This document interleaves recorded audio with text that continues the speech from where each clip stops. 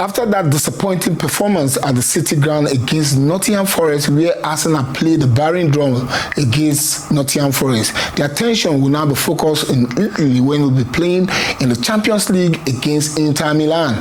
And that match is going to be taking place at the Giuseppe Meazza Stadium. That stadium was actually named after a club legend in Inter Milan that played for the club side for 20 years, scoring 284 goals, and is no other person than Giuseppe Meazza. And this match promises to be an interesting one because the last time Arsenal played at the Giuseppe Meazza Stadium, they lost by a long goal. It was a testy and feisty match, and officiating wasn't that good.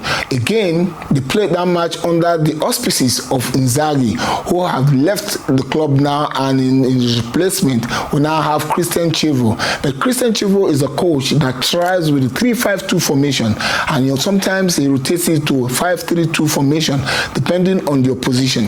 But in this game, it promises to be a daunting one because the wing backs will be joining the attack, meaning Arsenal need to get players that play directly. And that was exactly what Arteta did against Nottingham Forest, and somehow we got the opportunities, but we just couldn't nick the goal, much needed goal required to win that game. And I'm foreseeing a situation where we're going to be having a similar lineup again.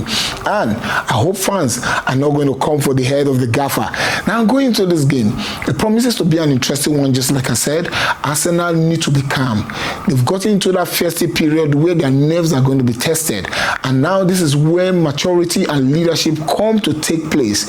And you could see how Declan Rice was actually upset in that game against Nottingham Forest, and was muting some words that same thing again. It means that this is getting on the nerves of the players, and this is where I said that they need a psychologist, somebody that will talk to them and let them understand how to navigate difficult situations in games.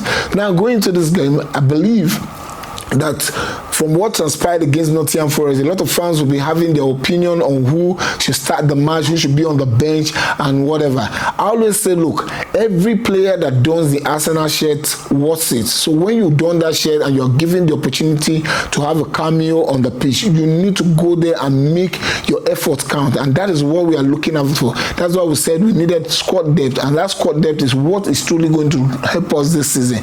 Going into this game, I foresee Arteta starting with the 4-3-3 formation, with Ben White playing in the right back position, Gabriel Magalhaes and Saliba playing in the central defense, with Jurgen Timber retaining his position in the left back position because Piero Hincapié and Calafiori are still injured.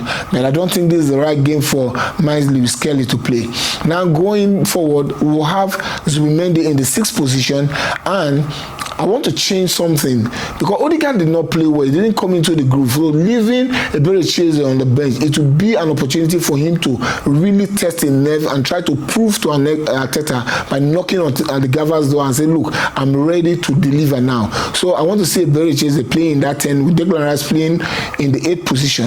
In the outside left, it has to be Martinelli again. So we hope that this time around he'll be able to take his chances. He's been doing formidably well in the Champions League, and it promises to be an interesting night for him again in Italy. And in the striking position, I want to change something completely. Kinkai is back. He's been having cameos, but this is an opportunity for him to play because we need that person that can hold back the defenders, peg the defenders back. Yes, Victor Gyökeres can do it, but Victor Gyökeres, that alarming miss against Nottingham Forest is something that hasn't gone down well with me. So I think he should sit on the bench this time around and watch. Probably he can come in towards the end of the game. On the outside right, I want to see Madueke starting, but deploying Madueke as the player that will start ahead of Bukayo Saka is because I want him to improve on something, releasing his ball on time, and that is something instruction that Arteta has to give him going forward. So I hope that at the end of the day, whichever player that doesn't do well, Bukayo Saka can come in, either Gabriel Jesus or Victor Gyökeres can come in. What do you think the scoreline prediction would be? Anyways, if you have any opinion or whatever you want to say about the scoreline prediction or the team selection, just make your comments count in the comment section.